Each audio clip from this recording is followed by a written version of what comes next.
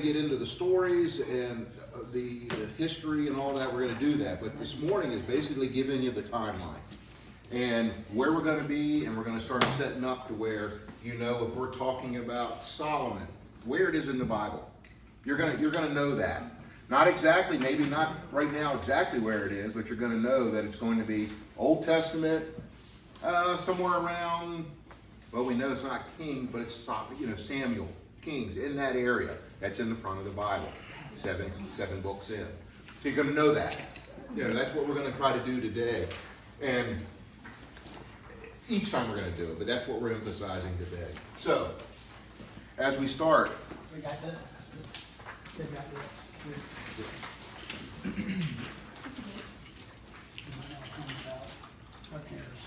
Yep, okay, so the handout that Tim just gave you.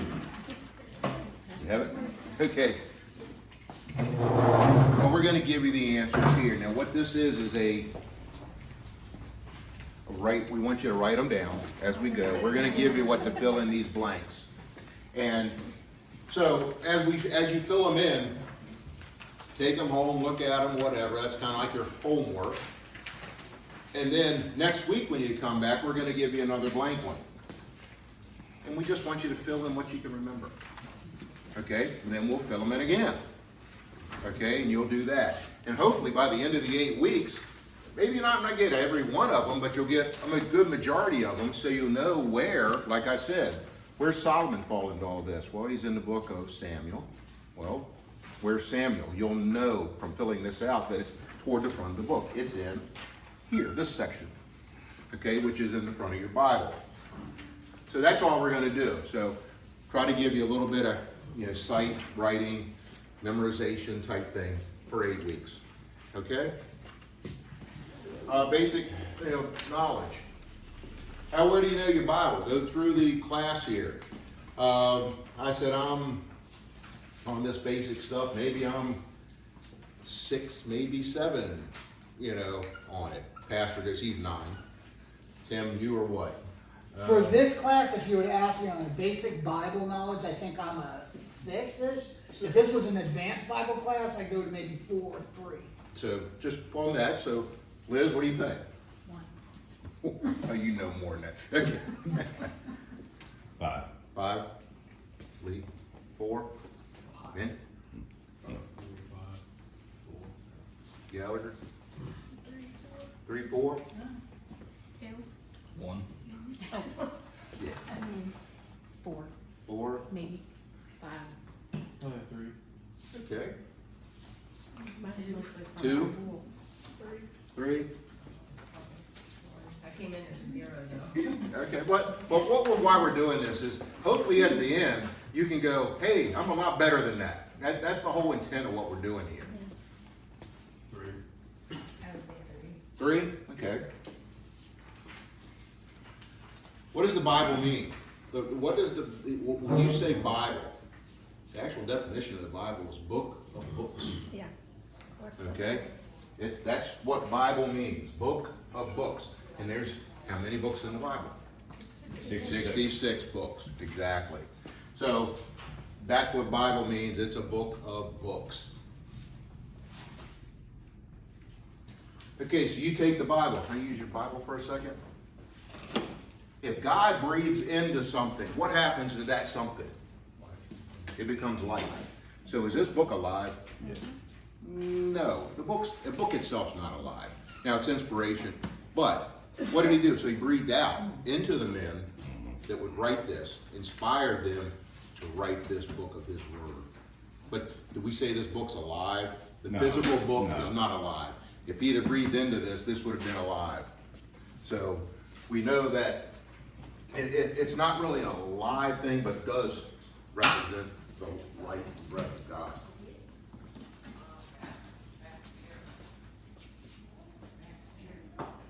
So, with that book has to be infallible, correct?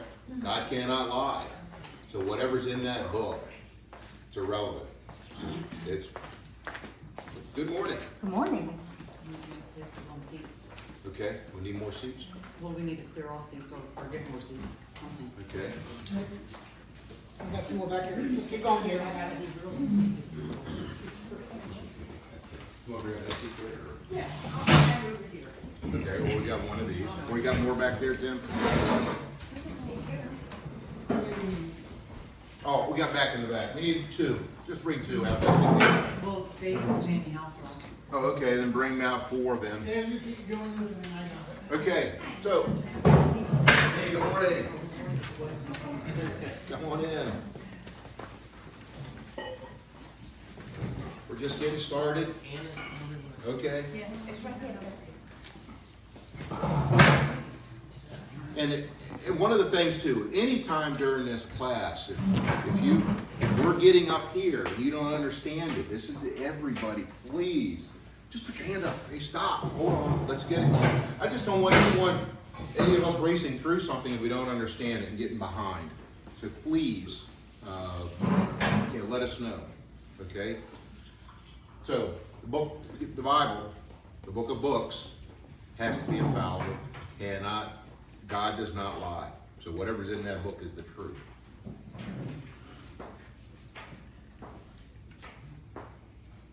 Okay, so how does the Bible being inspired affect what the book is?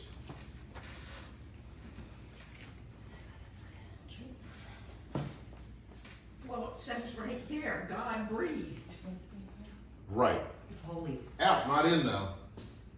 So he breathed out into the men that wrote the book, but the book itself is not alive. That's what we were talking about. Right. So the book, because if God breathes into you, what is it? Regardless of what it is, it's alive.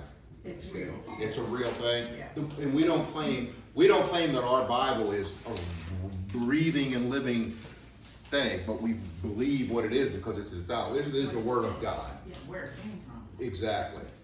Okay.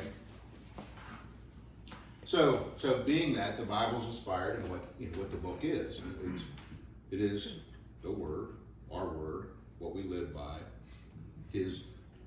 Basically it's the what is it? The Manual for life. Manual for life. Yeah. So It's a historical book, it's a textbook. yeah, it's a textbook, it's a manual, it's a history book, it's you name it. That's what this book is. Good morning. It's also a love letter to man from God. Yep.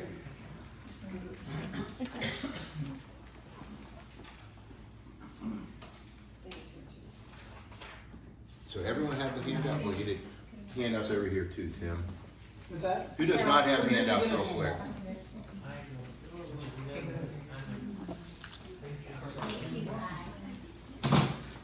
Okay, and real quickly, I'll go back over this handout real quick again. Okay, well, if you look at this handout, it's empty. Okay, so you're gonna need like a pen or pencil. We'll get one. And if you don't have a pen or pencil, we'll get you one. But we're gonna fill it in. Don't do it now, and we're gonna fill this in as we go. And then take it home, homework. It's just just study this. Next week when we start, we're gonna give you a blank copy again. You kind of remember from memory, try to figure out what you remember. Then we'll fill it out again.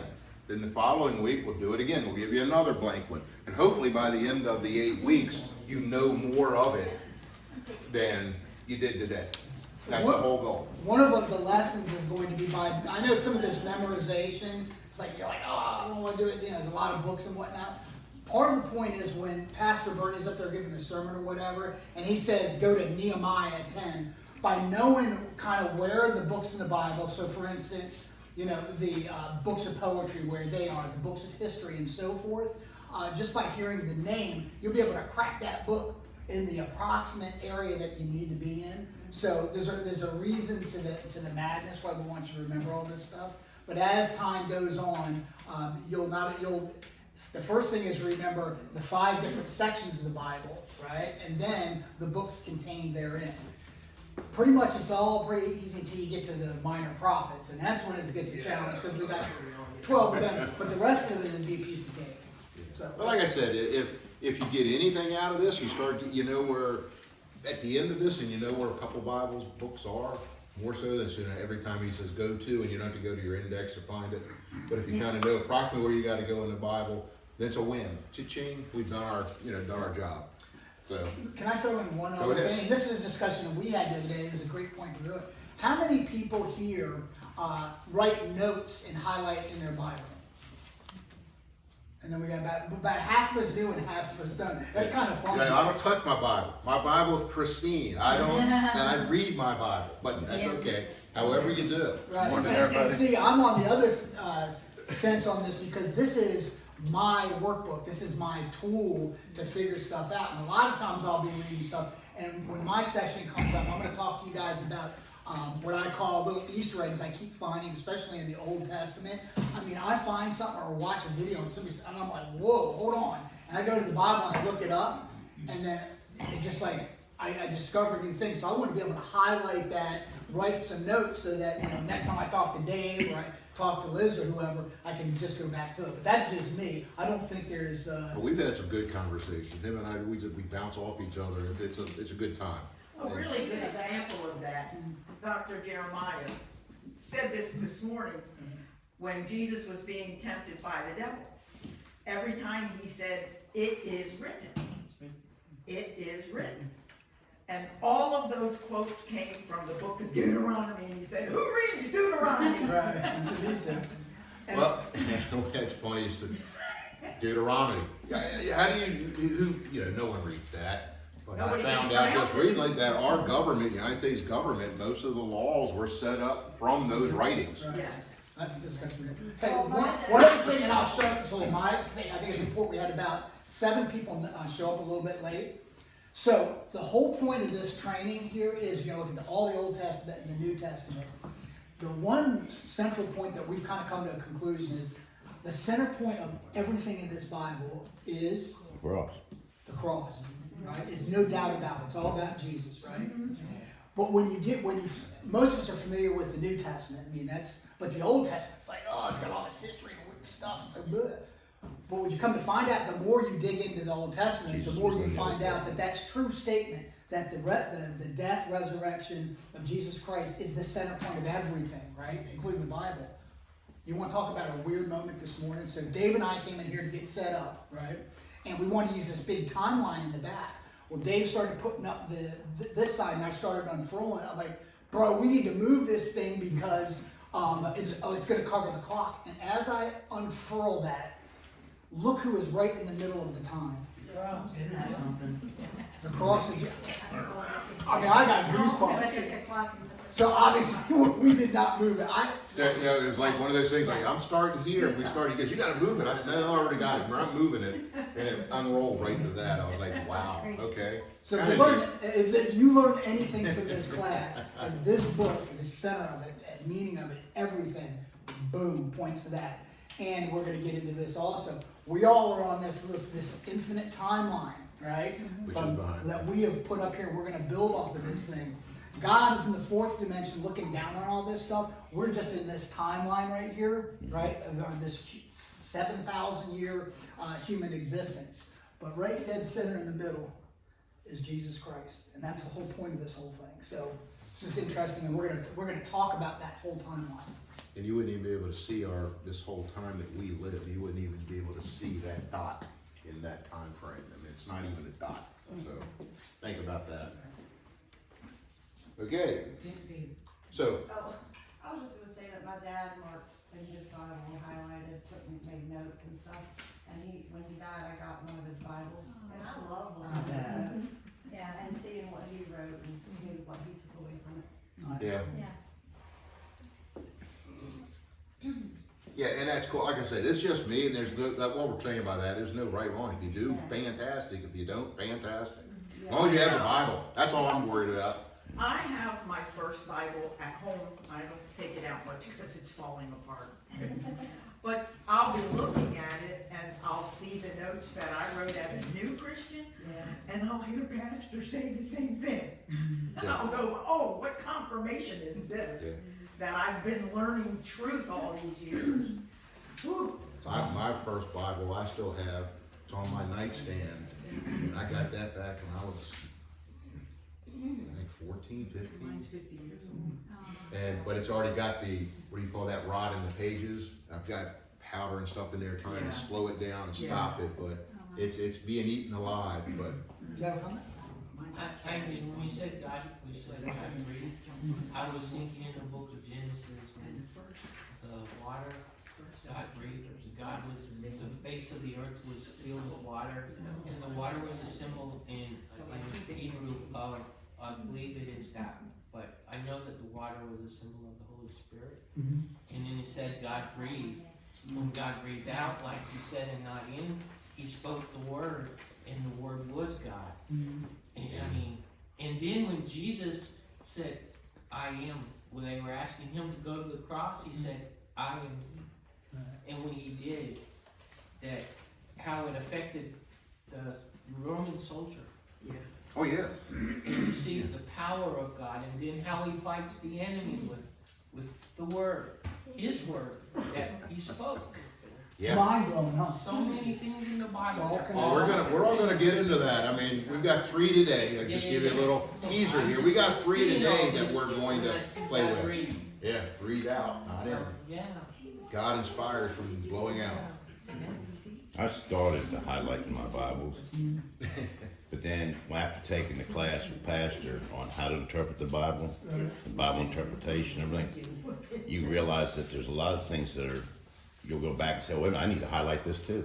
Oh, I need to highlight this. Oh. Hey, see, I know the whole page is colored. You know, he picked up an old one, So- and just starts. Yeah, and when I go to writing it, later on, I can't read my writing because it's so tiny and right together. So And like- you come colored so over I'm the like, highlight. I'm like, look, I messed up my Bible. Like I said, now this is not real clear. We're giving you a handout. Just Bible facts. You know, most, by not even a close second of distributed books in the world. How many different languages it's been, you know, interpreted by. The best way to do this, to see this as a living example, is go to the Museum of the Bible in Washington, D.C. And they have a room, a gigantic room, you know, 20-foot ceilings, and they have Bibles completely around it in all the different languages and in all the different facts in this one room. It's really, you know, it sets you back a little bit, like, wow. It also shows you where places where it's prohibited. Yeah, in the countries that are prohibited have a Bible in, that they can be arrested and murdered, killed, if they possess a Bible. And so it's amazing to see how many of those are there. I think one of the amazing things about, you know, when you talk about Bible facts, is it was written over a 1,500-year period, right? By 40 different people, right? Of all different walks of life. And yet it all has an integrated message, all one and the same. How is that possible? Regardless of customs, culture, that when people read this, it all gels together. It doesn't matter who they are. But that's because of what you said up there. It was God breath. Well, exactly. We're all pointing to that. We keep showing that. You know, good. You're getting it. Yeah, that's what we're trying to show you. It doesn't matter. It's God's word, and it's interpreted and understood by everybody because it was for everybody. Right, and that little fact will link to the end of this class when we get into about spreading the Bible, right? Do you talk about Jesus first, or do you talk about the Bible first to people, right? Because if you talk about Jesus first, what's the basis of the belief and the story about Jesus? It's got to be the Bible. What the So Bible I've come to the conclusion when I'm talking to people is they have got to understand that without any shadow of a doubt, this was written by God. There ain't no doubt about it. No. Because once you know that, then you can, I don't see how people can, other than blind faith, believe the whole Jesus story without understanding it's documented all by God. That is true. So we'll get into all that. I digress. No, that's fine. Okay, so we have 5 groupings of 39 books of the Old Testament. Okay, so here's where you might want to get your pad out, you know, pen. I don't, but I can. People need pens and pencils. One. I'll be back. Oh, you need just one, that's all? 2, Tim. Okay, so as we go through, okay. The law of 5 books, that's the first 5. That's not what we do here, I guess. History, 12 books, okay? Now we're talking just the Old Testament at this time. Then poetry and wisdom, 5 books. Thank you, sir. The major prophets, 5 books.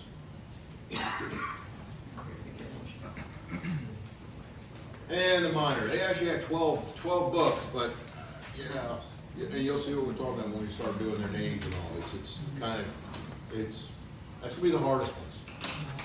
But, if you read some of their stories, which we're going to do, this is just giving you the overview. We're gonna go into the stories as we go. It's just neat. Okay, then there's 5 groupings, 27 books of the New Testament. The Gospel. Most everyone in here, excuse me, can tell me who the Gospels are, right? Mark. First 5 books, written by the disciples that actually walk with Jesus, telling Jesus his life. Okay? History, 1 book. That's going to be Acts, what we're supposed to do now. Once Jesus went back to heaven, the Holy Spirit came down, now the Spirit lives with us. Now we have the history. Paul's letters, 13 books. Paul, who was Saul. Hated Christians. Yeah. We'll get into all this in detail. Today's kind of the overview. And you notice that he wrote the majority of the New Testament after being a despised Christian killer. You know. And the general letters. And then prophecy, we all know what the prophecy book is. Revelation at the end. Okay, so 5 groupings, 39 of this. We have law. Now we're going to break down Genesis, Exodus, Leviticus, Numbers, Deuteronomy. Nobody can say that word, right? Deuteronomy. Deuteronomy.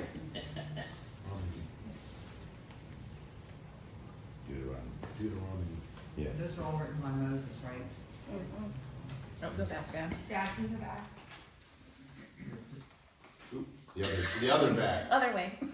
The other button. So the other reason it's important to understand, bless you, the groupings in the Old Testament and the books thereof, because we're going to lay out, once you guys understand where all this stuff kind of pieces together in the time frame, then where Dave is going to be talking about major biblical figures and where they are in this timeline, so that when you're listening to a sermon or whatever, you can kind of piece it together. Because it's kind of hard to understand, you know, about a certain guy or did what or when, unless you kind of know the context and when that happened throughout this ginormous history timeline. Yeah, right. These are the actual books, but then we'll be doing like this one here, Genesis. I like to refer to that one as the silver screen book. I mean, that's where all of our major motion pictures have been made, you know, from that. That's most of the stories you hear in the Bible, your Sunday school stories, is from Genesis. So, okay, has everyone got that? Moving on. Exodus 2. Exodus 2. Yeah, Exodus 2. It kind of blends into that one. It's all good. Okay, but history, next group. Joshua.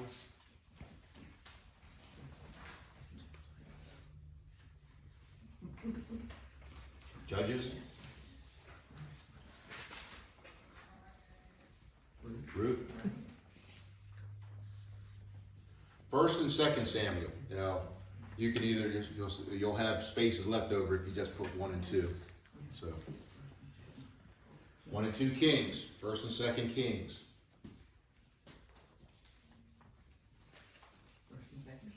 First and Second Chronicles.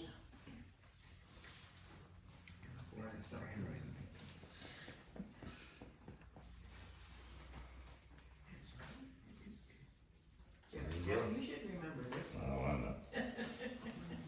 know. Nehemiah. And Esther. Ooh, know when everyone's finished. Yeah, you're gonna have 3 extra columns on that one because if you don't do first, Oh, if we don't second, separate the yeah. first and You don't, second. you don't separate the first and second, you just write down first and second. That's 2 columns on your sheet. I'll have to duck this from your grade.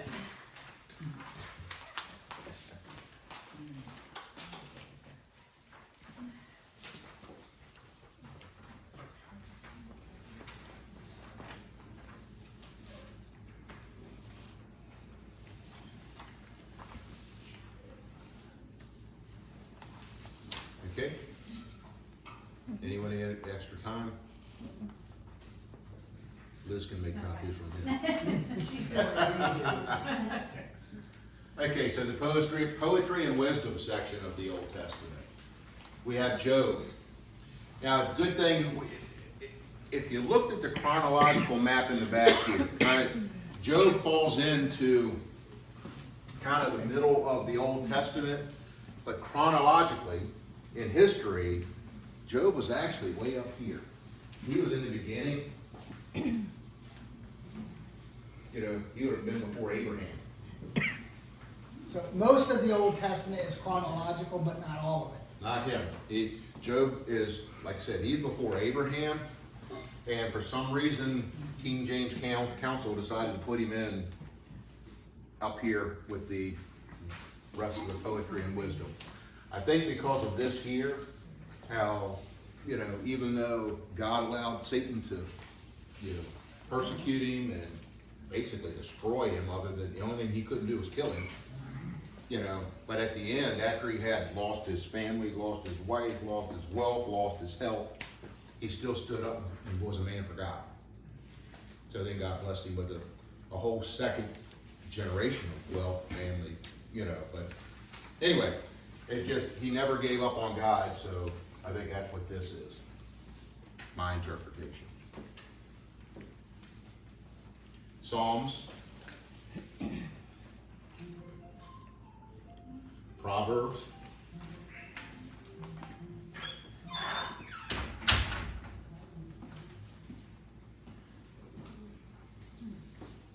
Ecclesiastes.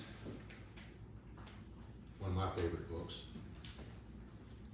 As Solomon was at the end of his life and he became an old man, he realized what was really important, not being the rich and most famous person in the world, but just being able to have a life and living and enjoying it, and writes about it.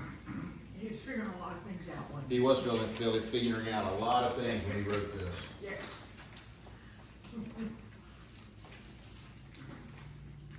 In the Songs of Solomon, or Psalms.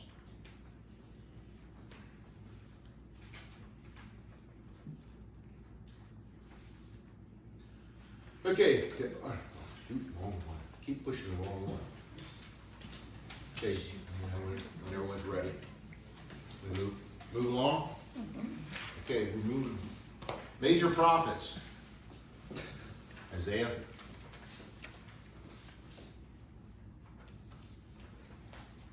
Jeremiah. Lamentations, which is not a prophet, more like, okay, we messed up, what are we gonna do now? Let's read What it do, real here. yeah, what do we do? Why do we do it? Why are we at this point in our lives? Ezekiel. Daniel, he's probably one that we most know, Daniel, the lion's den and all that. So,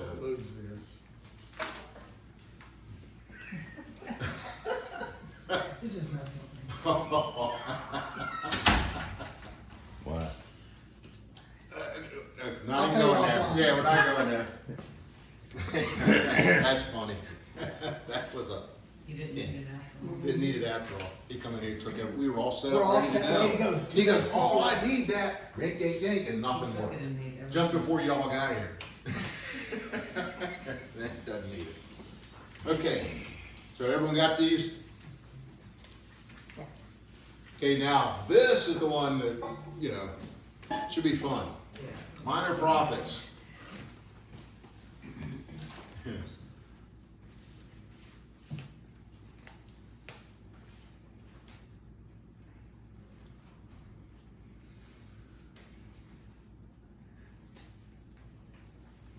And I'll admit this is where I need to study a little bit, you know. Yeah, for sure.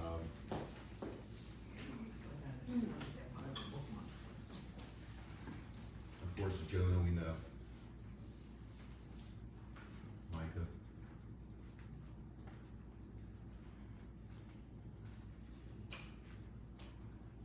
Mhm.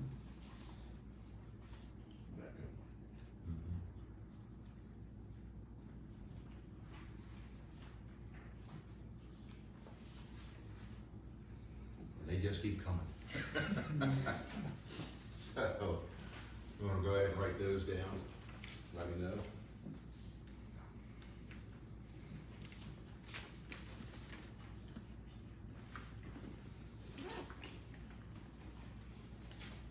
Like I said, don't be intimidated by writing these things down. What we're trying to do is, if you can remember a couple more than you did when you first started, cha-ching, we're winners.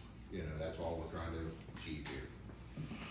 Pastor said if you wake up at 2 in the morning, start going through in your mind. Yeah, that's right. Yeah, I forgot about that. Pastor did say, wake up at 2 o'clock, that means you're supposed to get your list and study it. Which had heartburn. Did you have to go back? Oh, I forgot one down there. Can anyone read that one? Zechariah. Zechariah. Zechariah.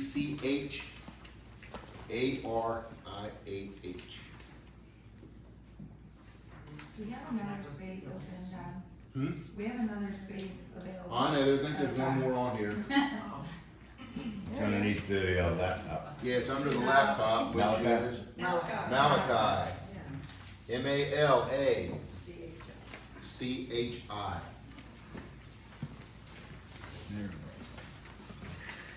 Just kind of, Okay?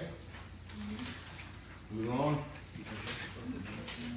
Okay, so the 5 groupings in the 27 New Testament books of the Bible. Now we're getting to probably what most people are familiar with. The Gospels, the 4 books. History, 1 book. Paul's letters, 13. And we've gone through this before. And general letters. And prophecy. So there's your New Testament. Gospels. Matthew. Mark. Luke. Who can name the last one? John, right. Okay. These are the ones with the people that literally walk with Jesus that wrote his story. And these are the Gospels are his story. And that's the John who wrote Revelation, right? Nope. No? John was, no, I don't think it's the same John. That always confuses me, because you got a couple of Johns and you got John the Baptist. It was John. that was. It was, this is the same John? Yeah. Who wrote Revelation. Just like Okay. John Because I thought John wrote Revelations got in later. He wasn't one of the original 12. Yeah, he was. He was? Right. This is, he was. okay, so He my outlived, mistake. yeah, he outlived all the other apostles and was on the Well, he was the island only of one that Patmos. wasn't martyred. Yes, They and tried. he was on the They tried, island of yeah, they tried to boil Patmos. him. Patmos. 100 years after When he had his revelation. when Jesus came in and gave him the revelation. Okay, yeah, so real quick, I mean, they did try to kill him. Yeah.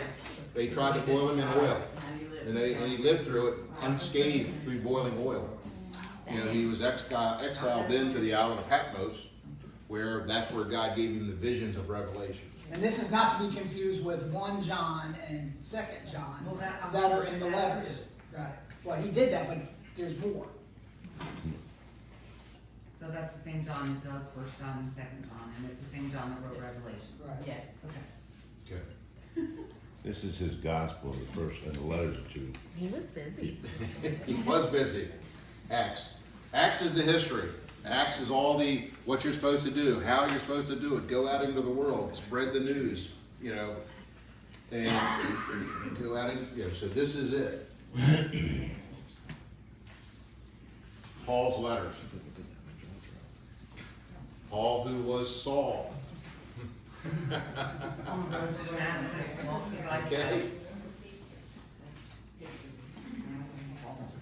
And And we are gonna get into that story pretty good, so.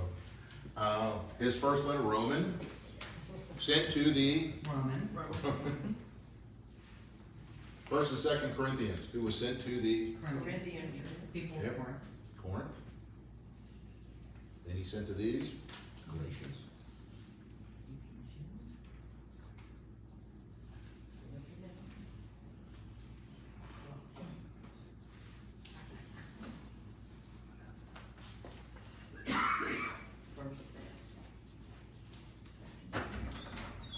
I'll pause at the end.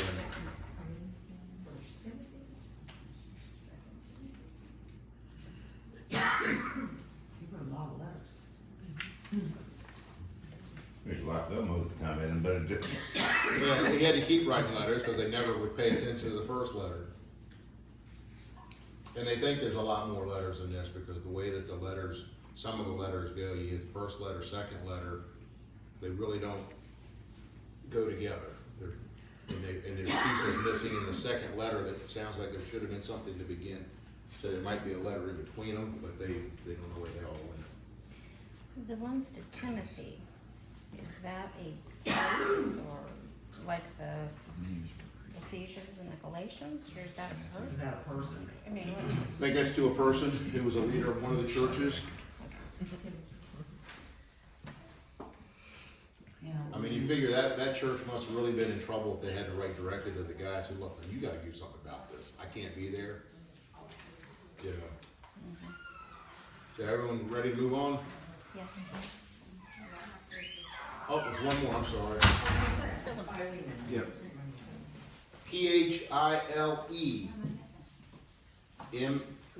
Philemon. Oh, I put them on, oh, yeah.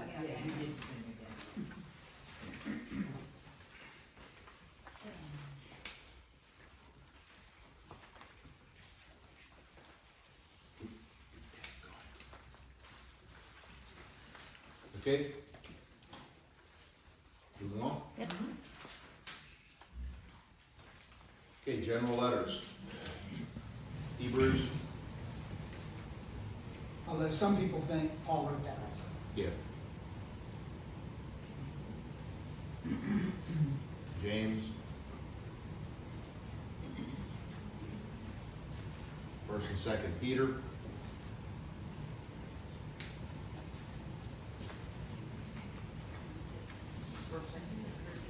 One, two, three, John.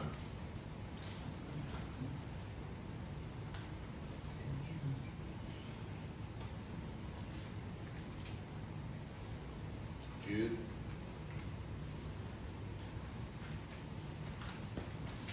They win. Win. Prophecy. You need to start with there. Revelations by John. And that's a complicated subject all in and of itself. Yeah, that's a whole class by itself. And if you haven't taken, I'd recommend it. It's a lot of fun. We're gonna get into that later. With my part, we're gonna talk a little bit about prophecy in the Old Testament, but that's another. Yeah, it's another one right there. Okay, breakdown of Bible history. Creation, flood. And now we're talking about the timeline and trying to put these pieces into the timeline. Yep. So, from creation to the flood, we're talking about Genesis chapters 8 through 9. Flood to Abraham, chapters 10 and 11. Abraham, Moses, that's a big one, 20 through 50. Moses to David, Exodus, Deuteronomy, 1st and 2nd Samuel. Or when we talk about the biblical figures and Bible history, this is gonna be a big one. This whole first three time periods. Yeah, like the next class, we're gonna go into the actual, what happened, the events within these time periods. You can, do we, I don't know, yeah, We don't have to. you might want to, I mean, you don't have to. We'll give you guys We're copies. gonna of the get into slides. this, yeah. Like I said, this is gonna be the stories when we start getting into the stories, Just so you kind of know everything. where it falls into this. Like right now, we're to David, We're to this point right now. And then the next one, we're gonna stop. Wait a minute, what was the last All right, hold right there. one? Moses to David was Exodus. I gotta do that quick one with regards to the tribes. Okay. So, Yep. when you get to that.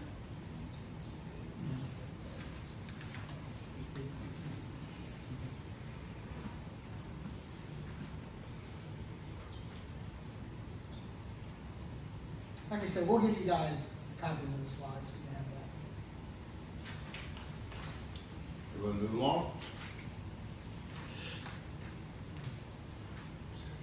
Like I said, if you have any questions, please stop us.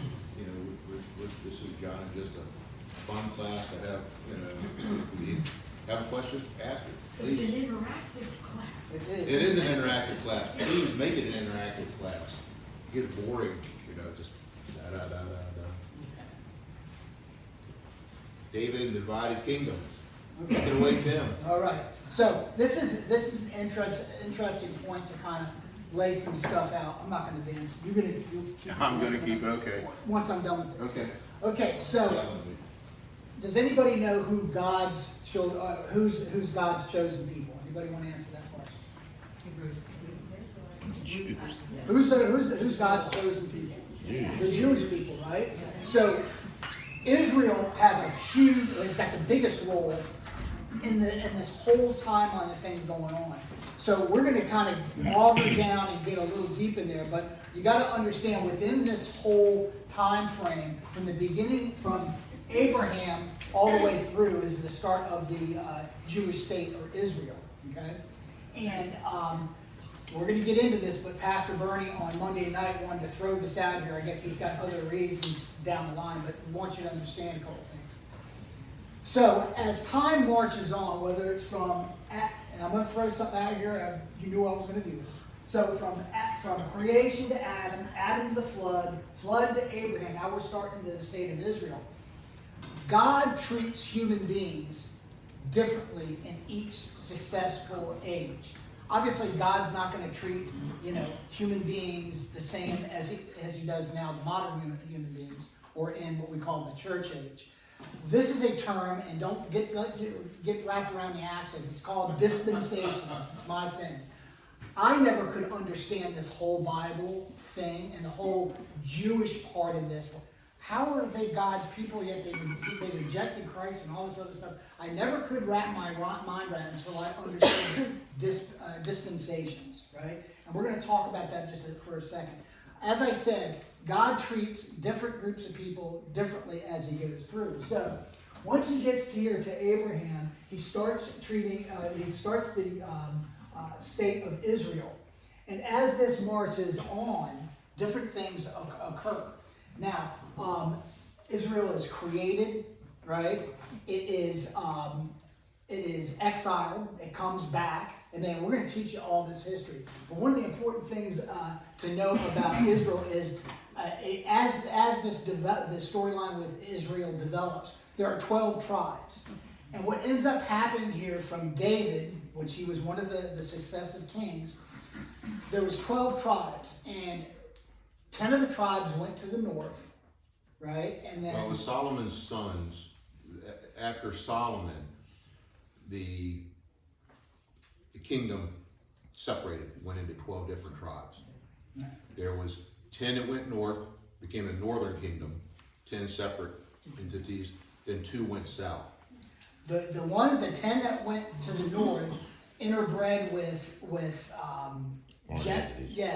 Gentiles. And the 2 that went to the south, which are Judah and Benjamin, stayed pure. Okay, so what ends up happening during this period is the southern Jewish people did not like the northern people because they felt that they had corrupted the line of pure blood. They weren't pure blood, and these 10 tribes end up being called the Samaritans, and you're going to hear the stories about that. We just want to lay that out for you, and that the southern. The Judah and Benjamin were what they considered pure because they were only of Jewish blood and did not intermix with the Gentiles. So kind of keep that in the back of your mind as we're moving along here. Okay? That's it. What were they called, if the others were called Samaritans, were these the Judas or were they? The tribe of Judah and the tribe of Hebrews, yeah. Hebrews. They were the Hebrews, Hebrews. yeah, the Hebrews were south. Even though they were all Jewish descent, Right. you know. Say that again? The Hebrews were the two in the south? Yes. Okay. And what were the other ones? The Samaritans. They turned into They turned Samaritans. into be the Samaritans, that, you know, you and I and our, you know, we're the Gentiles, you know, they weren't Jewish enough anymore, you know, as we went on from this point. Isn't that funny? It's classic. Yeah, so you're learning these little things also, you understand a little bit of why there's such conflict within that little region. Yeah, so, And it's, you're gonna, all of a sudden, you're gonna start seeing some dots connect that you didn't have before. So there's a whole bunch of lessons. That's why we wanted to throw this little detail out to you. It's gonna come up in the next couple of classes, so that you know. so it's not new. You say, oh, that's what they were talking about. Okay, so the divided kingdoms, you know, 1 and 2 Kings, 1st and 2nd Chronicles, and some minor prophets. Was David did a 5, you know. A lot of the minor prophets are the ones that gave warning to these people being exiled. You know, the north went into Assyria, and the south going into Babylon. You know, ultimately. Divided kingdom, exile, most of the minor prophets. That's what I'm saying. Most of where the minor prophets come in is where they were reaching out to the kings of these different tribes, the 12 tribes. Okay? So that's why their story within the Bible is so important. It's kind of just giving you a display of God was still interacting with them, even though they had really messed up and God divided them, but He was still there with them. And they still messed Just up. like us. Just like us. Just like us. Yeah, we haven't learned yet He either. still loves us. Yeah, He still loves us. We won't listen.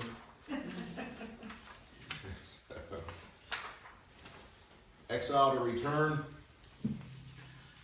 Major prophets, you know, is saying that they're going to come back from exile and become Israel again. You know, so, like I said, if we're just giving you the overview, we're actually going to go into these stories so you know what the stories represent. We're referring back to these terms again. Rebuild to Jesus. Okay, so after Ezra, at the last book, Ezra, there's about 400 years go by before Jesus comes onto the stage. Okay, so it's like God's regrouping. Okay, you guys messed up for 4,000 years. Okay, here we're going to do it again. I'm coming back this time. So, okay, so we have that handout. Yep, I got the handouts.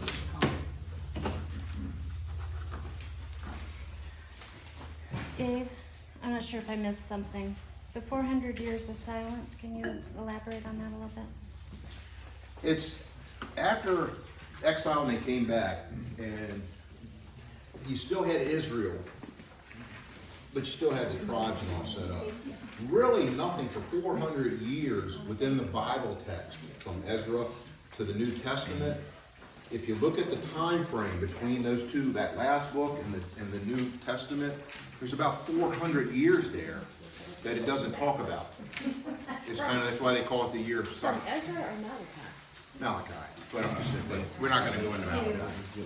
That's why we're saying, I'm sorry.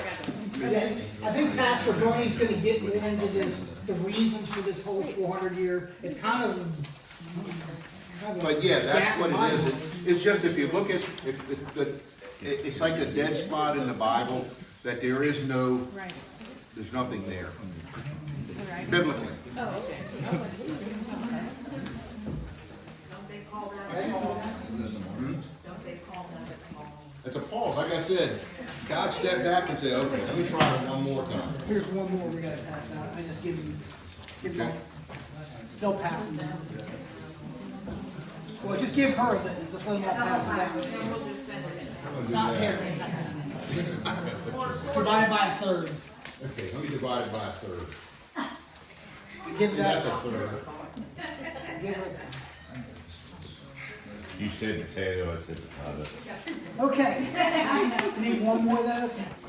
Which one is that? I'm gonna have to probably, I'm gonna have to make, remind me after class. I'm gonna have to- Remind me after class, I'll have to make a copy, that's all we have. Okay, this is, what we're getting ready to do now, Tim's gonna do it, but this is, oh, yeah. Okay, thank you. This is that, the little teaser that I was telling you about. And there's so many of these, and we're gonna try to point out as many as we can. Well, just the big ones today. The big ones today, where Jesus is in the Old Testament. And it's, once we point them out, you'll go, wow, yeah, that's true, it is, he's there. Yep. Okay, so the next section we obviously want to talk about is Jesus in the Old Testament. It's kind of neat to understand that the Old Testament has a history of all these people that did all these things over all this period of time. And it's complicated. I mean, the more you dig down into it, the more complicated it is. But it's just like the gospel. The gospel is pretty simple to understand, but the more you dig, the more complicated it can become with all the nuances and the meanings and all that stuff. So it's the same thing with the Old Testament. I was the type that read the New Testament, really had that familiar, but the Old Testament was like, I didn't touch it because I just thought it was just history. I just thought it was bland stuff that had really nothing to do with what was important to me, and that was Jesus. Well, when I started getting into that, my mind got blown because, as we said at the beginning of the class, he is the center point of history, and the whole Old Testament really is all leading up to that. Validates what you're reading in the New. What's that? It validates what you're reading in the New. Exactly. So the Old Testament basically was how God said he was going to defeat death, and the New Testament is how he did it. Right? So it's really amazing when you start looking into some of these things. I mean, it's one thing to, come to Christ and have faith, but then going back and looking through this history stuff, and he starts showing up all throughout this Old Testament, it's really epiphany time. I mean, it's just, it blew my mind. So, one of the things that I thought were very, very interesting, and my man Chuck Missler, I first saw this on a video that he did. And basically, in Genesis 5, and I've read this a bunch of times, there's a genealogy, a bunch of people that were born right here from Adam to Noah, right? And he basically did the Hebrew meaning, because the Hebrew is a very precise language. Well, basically what he did was he did the meaning of each of those names. And does anybody want to just read out, Liz, I'll use you as an example. Please read out the meaning of each of those successive names and what the meaning is. Starting with Adam Well, just do the... Man appointed, mortal, sorrow, blessed God shall come down, teaching. Okay. His death shall bring despairing comfort or rest. Does anybody know what this is? Anybody want to take a wild guess? It's the gospel. It's the description of Jesus. Are you kidding me? So hold on for a second. So God, over this span of thousands of years or whatever, from Adam said, you know what?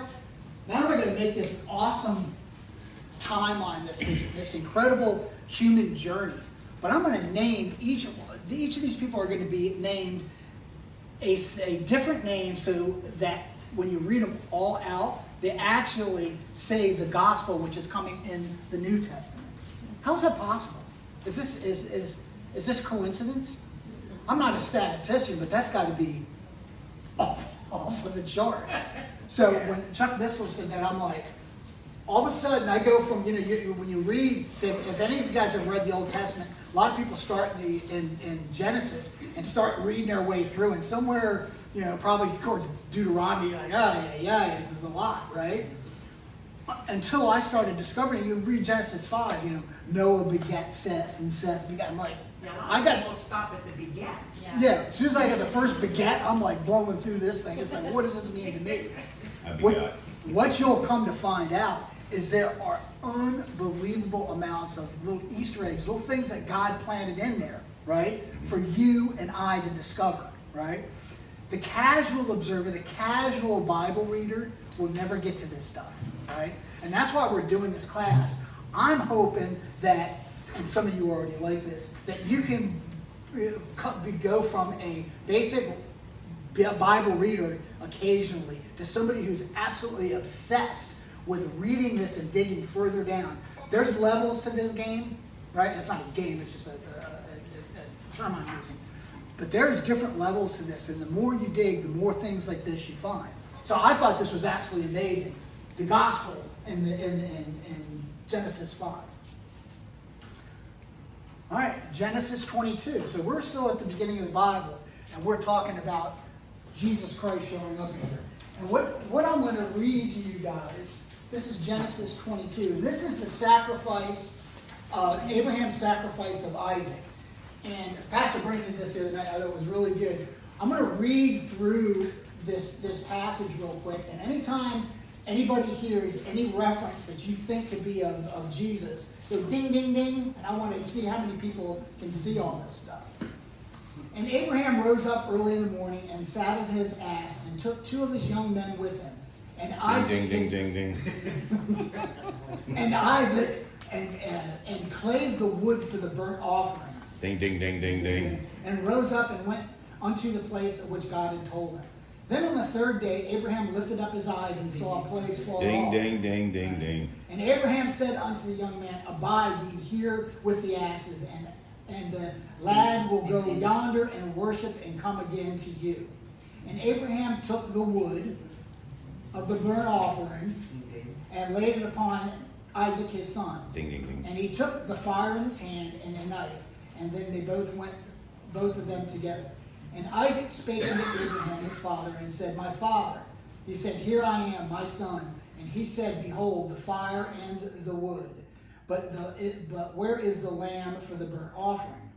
And Abraham said, My God will provide himself a lamb for a burnt offering. Ding, ding, ding, ding. So they went both of them together. And they came to a place which God had told him of. And Abraham built an altar there, and laid the wood in order, and bound Isaac his son, and laid him on the altar upon the wood. Ding, ding, ding, ding, ding. And Abraham stretched forth his hand and took the knife to slay his son. An angel of the Lord called unto him out of heaven and said, Abraham, Abraham. He said, Here am I. And he said, Lay not thine hand upon the lad, neither do thou anything unto him, for now I know you feareth God, seeing thou hadst not withheld thy son, thy only son, from me. Ding, ding, ding, ding, ding, ding, ding. And Abraham lifted his eyes and looked, and behold, behind him a ram caught in a thicket by his horns. Ding, ding, ding, ding, ding. And went and took the ram and offered him up for a burnt offering instead of his son. And Abraham called the name of that place Jehovah Jireh, and said, To this day, in the mount of the Lord it shall be seen. How many more references do you need to hear from Genesis 22, from the beginning of this whole timeline, thousands of years before Christ? Right there it is, basically. Well, let's go through it real quick, in case someone didn't understand yeah, okay. Because a lot of people are going ding, ding, ding, but they didn't understand what Okay, yeah. Okay? Go ahead. Okay, we'll start again, and I'll go ahead, start from the beginning. We're going to do the read this whole Just do thing. real quickly, we'll go through it. Well, I've got it highlighted. So Okay. Isaac, his son, and clave the wood of the burnt offering. Okay, the burn off with the cross, the wood, okay, but also they come in on the lamb, or on the donkey. What did On Jesus Passover. on the back of the donkey? Go ahead. Took the wood of the burnt offering and laid it upon Isaac, his son. Jesus carried his cross. Offering wood for the cross, he carried it to the place he was going to be sacrificed. Abraham said, My son, God will provide himself a lamb for a burnt offering. Jesus is the lamb. Jesus is the offering. Now, real quick on that, the Hebrew also can say, God will provide himself as the offering, so remember that also. And then the last part here, and he behold a ram caught in the thicket by his horns. So, and he had the thorns around the head of the sacrifice, which is Jesus, yeah. Well, there's another point to that story, and that is that if you notice, Isaac never fought back on his father.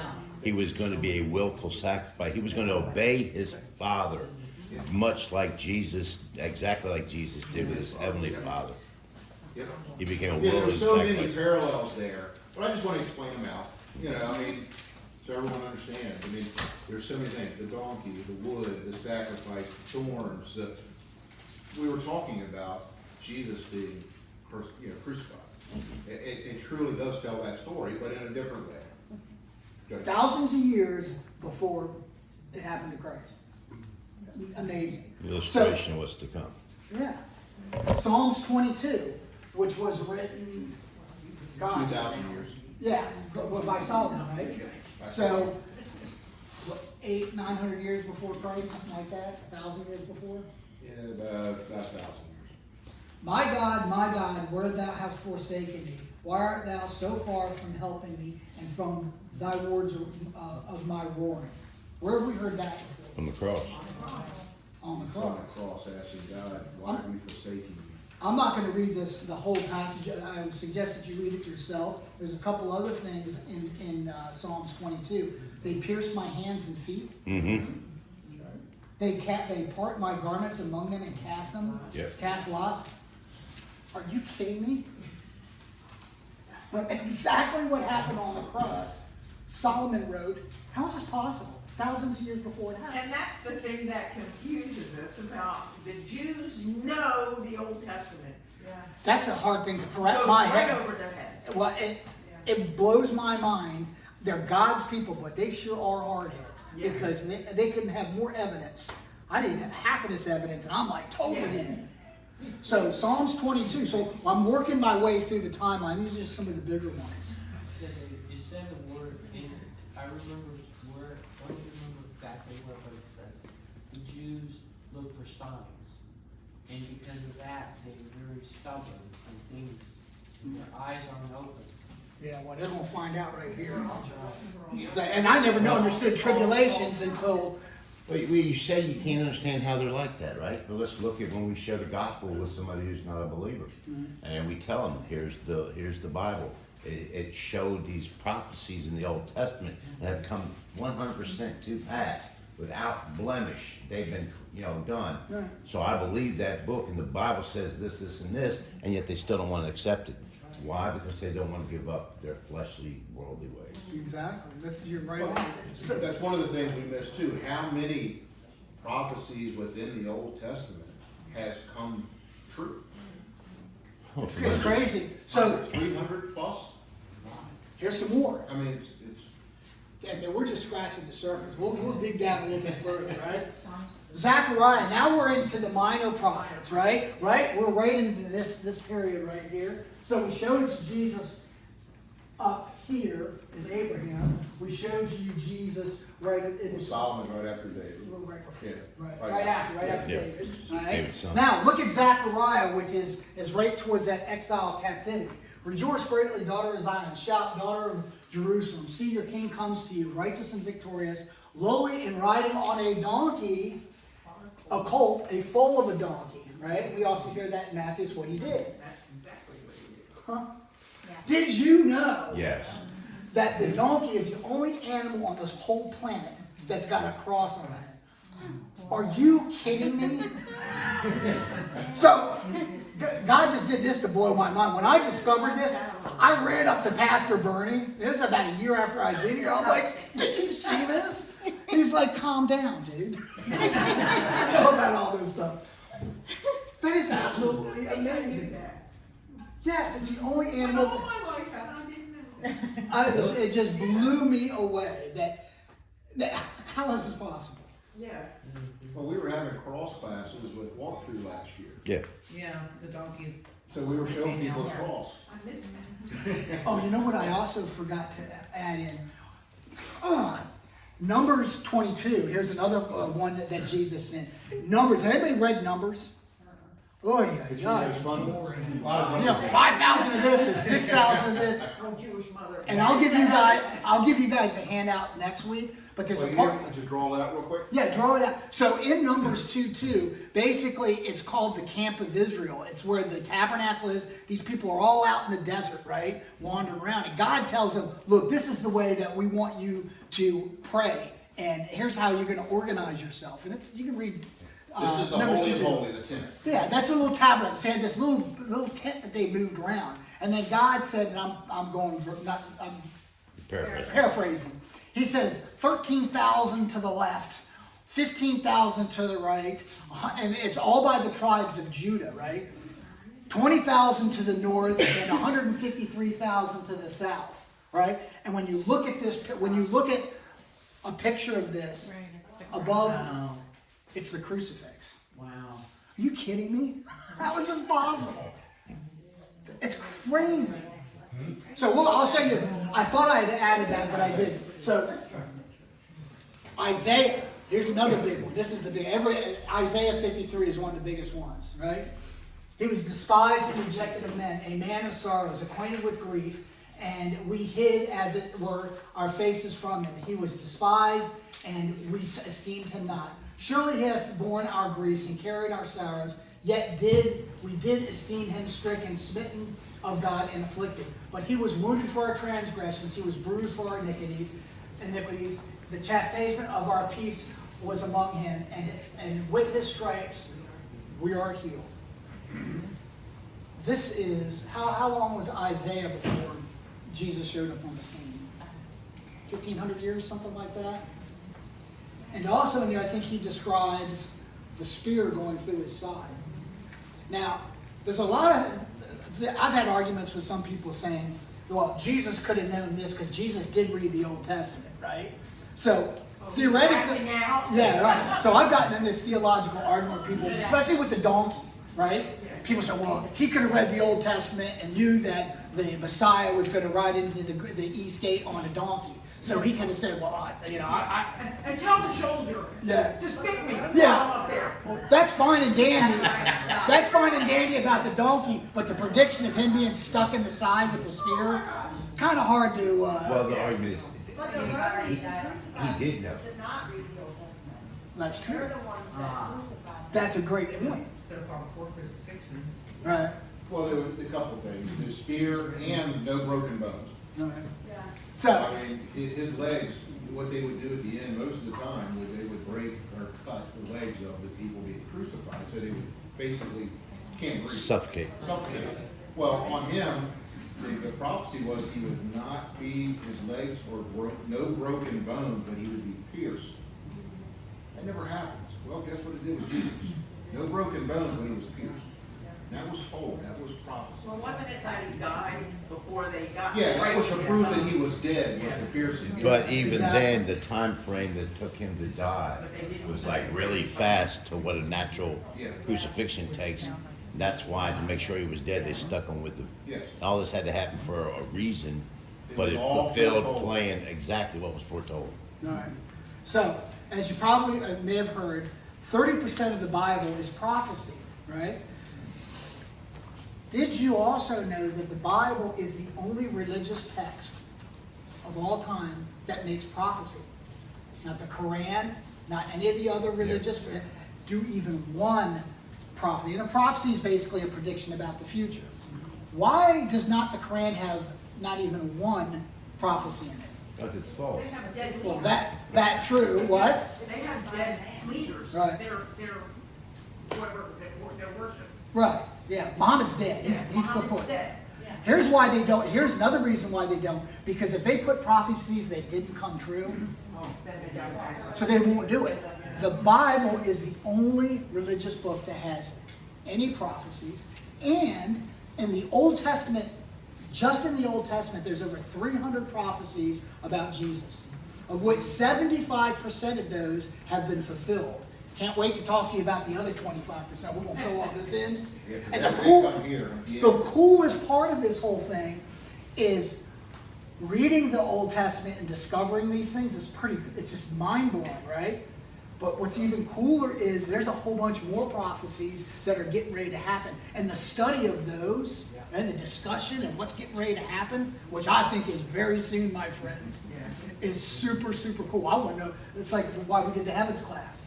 I know I'm going there, I want to know more about it, you know? So I know this is coming up based on this 300 prophecies that already came true, so I sure want to study it. So 300 prophecies, 75% of them came true.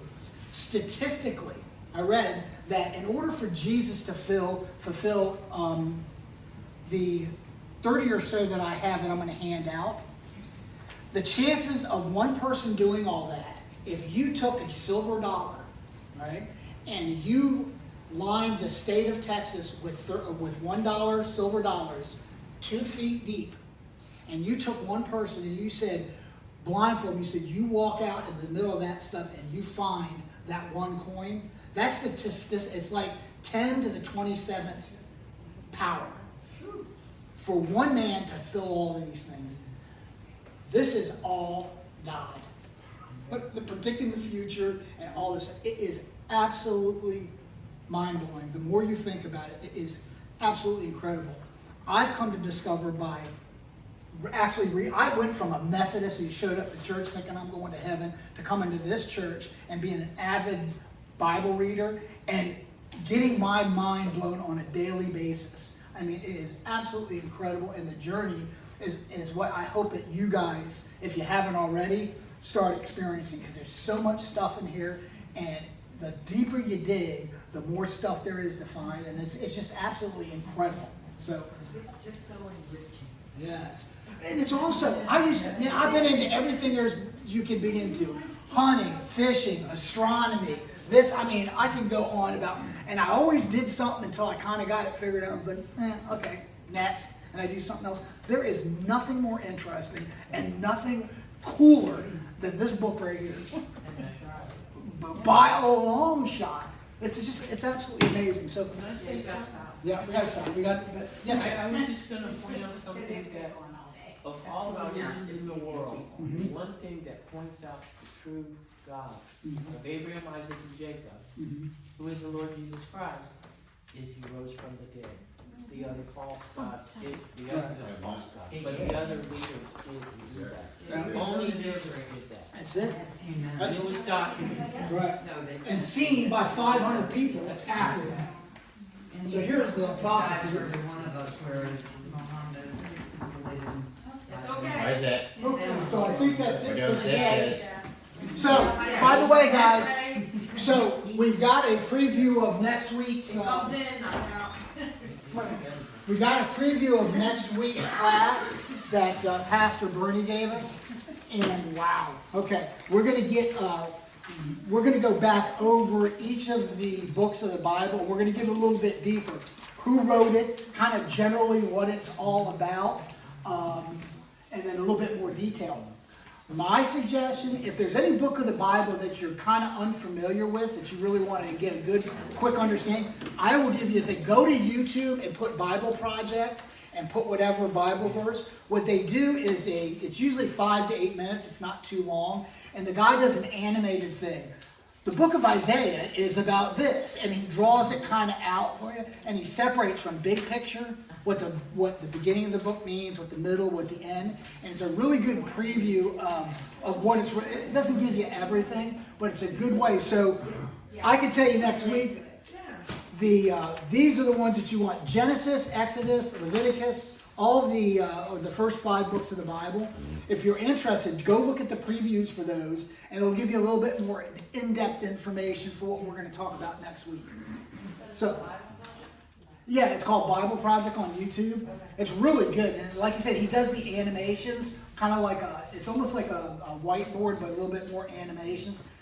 I'm a visual learner. I like seeing stuff and the separate things and all that stuff, and it makes me kind of understand it. But I look at that all the time, and it'll help you understand kind of what the overall, it's like anything else. I mean, you want to teach me, Dave, about doing elevators. I don't want to hear about fixing a little engine. I want to hear how's the thing basically operate. There's a box, there's an engine, there's this cable, you know what I'm saying? So the Bible Project will give you that on all the different books of the Bible.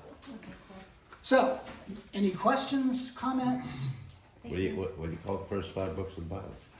What's that? What's the name of the first book? Oh, it's the Torah, The Pentateuch. the Pentateuch. Yeah, that's the other word. We don't need to know that. That's Bible 201. We don't need to Not know one. that, you know. But He like said, I don't say that word. He said, look don't at- say look at what we did dispensation. today, write them down, like I said, the only thing we really are gonna try to do here, not teach you to memorize every 3 books of the Bible, but try to get more familiar with it.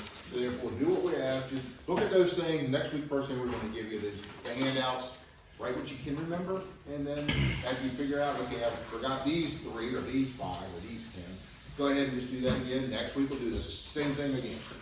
You know, we're gonna do that, so no tests, no survey, no pressure, it'll just be fun. Just fun and learning. Thank you, guys. Thank you for everyone being here. Well, how is knowing that going to make the elevator work? Guys, can I set the cinnamon roll? Oh, don't twist my arm. You're welcome, hope you enjoyed it.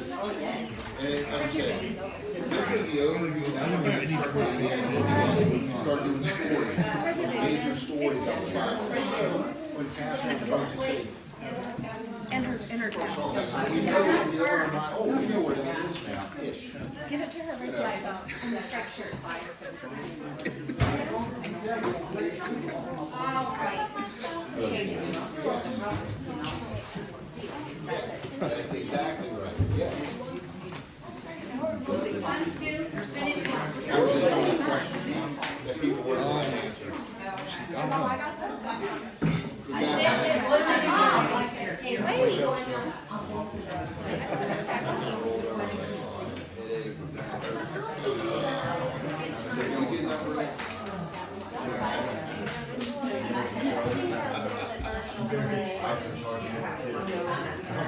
Videos on YouTube or a book?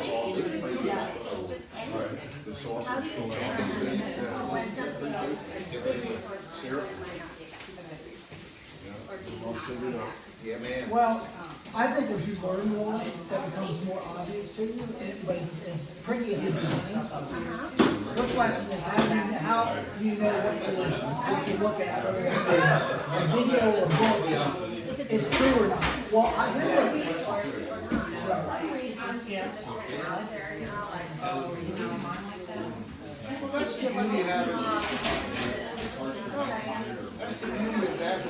You can bring those questions. yeah, but when you're out in the fly, here's what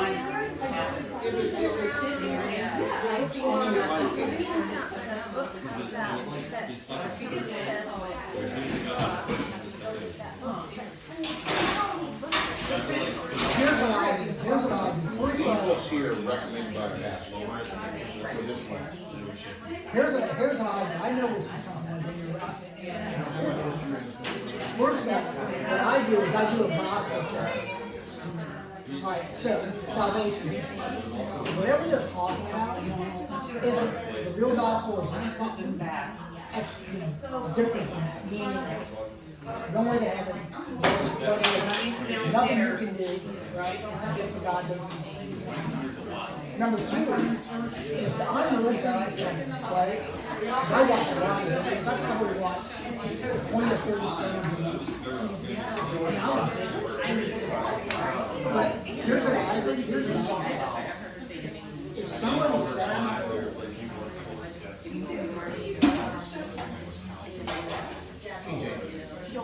they bring up Matthew 24. What I do is this. I stop listening to the conversation. I'll go read Matthew 24. And then listen, and if there's any disconnect, then I get a big question. But here's the thing. Here's the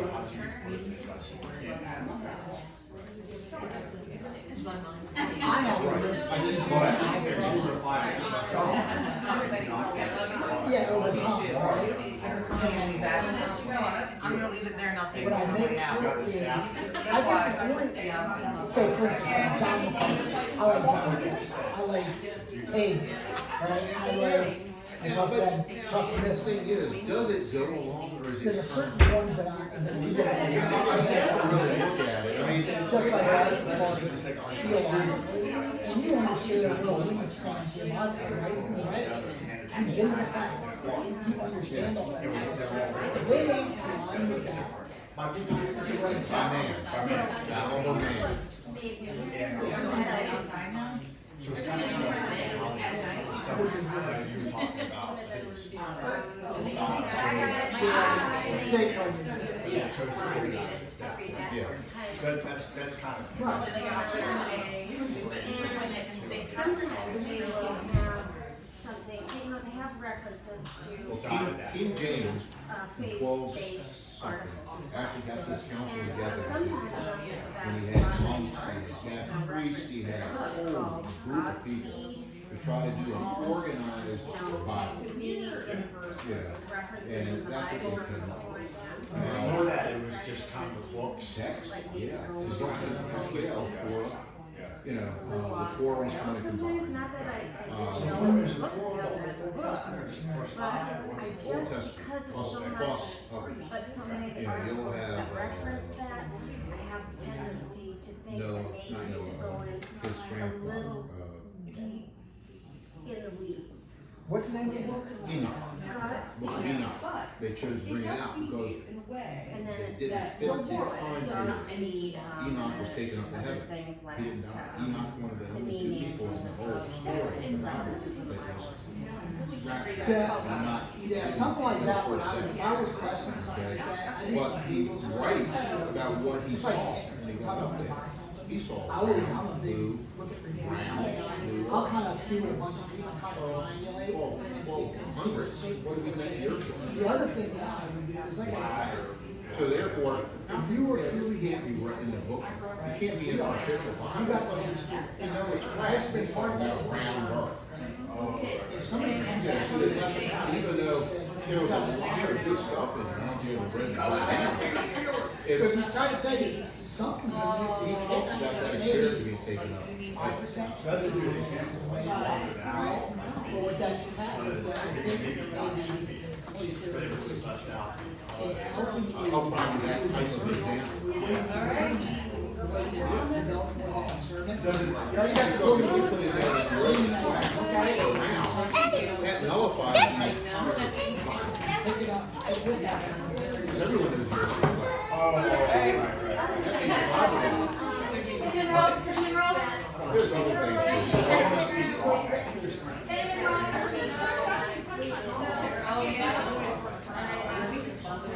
Yes, The same kind of same idea. Like Enoch. That's exactly the one I'm referring to. Enoch is, yeah, well, well, I mean, It's not a first. yeah, but it well, has it to wasn't find written, that it was written that thousands talks of years about after Enoch was a on the third planet. or Theology. second Right? So it's one too and a far half removed. book. It's not part of the canon. It- However, it- I disagree with Courtney because I think it's interesting. I don't think people should not read it. Look, the only thing I totally 100% complete, You know, without unless any it says question, something like believe Satan in raised anything him. else, I take with a grain of salt. Some things are more interesting than others. And for instance, the book of Enoch, there's some stuff in there that I kind of picked up that this whole nothing thing. Like I said, I think it It's was not more a salvation issue. faith. So you're not gonna get to hell, Showed- right? But by being able to compare that to scripture and being able to pick out what's good and what's bad, it's interesting. Not so much. If you think that all this other stuff other than the Bible is interesting. Well, I Some know it's may not be chronological. 95% correct. Yeah, a lot of some them may move be around, 20%. but that's the most The key is dramatic. developing your mind Yeah. to be able to figure that out on your own. Oh, yeah, but it was good. We enjoyed it. But you're right, if you get spidey Like I said, senses, you're the already stories some are stuff, you're gonna like, start and I'll give you, I'll give you another example, John McCarthy, you know who John McCarthy is? So hopefully you remember. Look him up on the internet. Matter of fact, if you want, I'll send you guys an email or a text or whatever. I've got probably Looking forward to it. You guys ready to go? 5 to 10 guys I always watch. That was the sausage and pancakes. John McCarthy is one. Okay, He good. is Very good. administrator. He's one of the guys who's back against the government. on this whole No, thing. it was a sausage and a pancake, not a pork church. Anyways, Same this thing. guy, however, he believes a little bit in the predestination thing more than I do. So you're 100% agree. I don't 100% agree with Bernie. to be honest, but I 99% agree with him. It's that 1% that's not really a major issue, Let whatever. me go get someone to cover me for, I'll do all this. No, So if I'll you're put it interested, up. I'll send you the guys that I watch that they're really good. As I sit and look at resumes every day, so what I do is I get two computers, so I'll watch videos. Or sometimes when I'm watching TV with Liz at night, I'll watch YouTube with my earpiece in and watch whatever. And I'll listen, and then I've got maybe 5 to 10 guys that blow my mind. They're really good. They're kind of in the line of what Bernie's, it's funny, most of the guys I end up getting attracted to are Dallas Seminary guys for one reason or another. Because I believe what this church believes in 100% because it's biblical. But, John MacArthur, another guy, have you ever heard of Ray Comfort? It sounds familiar. He's a street preacher in California. He goes up and talks to peers and stuff, and he basically does the gospel to people. It's unbelievable. You actually see people coming to Christ right before your very eyes. I start crying. I never used to do that. I mean, I'd watch something like that, but he's really, he drives a bike and he's got his little poodle dog that's with him. But he's just a really good, I'll send you a couple examples of him. But he is a street preacher. He does it in about 5 or 10 minutes. And you can actually see people coming to Christ. Not all the time, but sometimes. And I'm overwhelmed when I see it. It's crazy. But there's guys like him that I've watched. And what it's done is I've got these 5 to 10 guys I watch all the time. It keeps pointing me back to here. And I look up what they say, and a lot of times it's like, it'll be confirmed. Sometimes I'll find out something more. Sometimes I'll find out, they're right about most of this stuff, but I think they're off about this. Yeah. And over a short period of time, I mean, I could sit there and I can have a religious conversation with pretty much anybody, right? And hold my own. I mean, I met a pastor that I bought some stuff off of Craigslist. I knew more about end times than he did. He sat there and was asking me questions for 20, 30 minutes. All because I'm just kind of interested and spent the time and developed my discernment. So I know when BS is coming at me. Well, I'll tell you what, that makes the biggest difference in church and Bible. My history is that, my mother's English, Church of England, Anglican Church, Episcopal My parents Church, are in there too. all formal stuff, right? You go there, you kneel down when they tell you, you stand up, you sing this hymn, you get, the wine, and you're out of there. And so when I had gotten married to someone who turned out to be a really bad narcissist person, and we had these 4 kids, and one Easter, I gave them some Easter baskets, and it wasn't good enough for them, or enough chocolate, or something like that, and I just threw my hands up and I said, all right, you guys are going to church. And so I started taking them to church, but I only knew the Episcopal Church, and when I got there, I felt like I was meat on a plate, like I was the new meat in town, and the vultures were descending on me. They wanted to know every little detail about everything, and they weren't real friends, if you know what I mean. And then my husband started using the church to get people, because our marriage was on the way down, and he started using the church against me and the kids, So we had a really bad experience with the church, which is why it took Jake dragging me here, basically. Well, most churches are messed up. Humans have been messing this up for a long, long time. Yeah. Well, it was a super bad experience. I've been recording this conversation. Oh crap,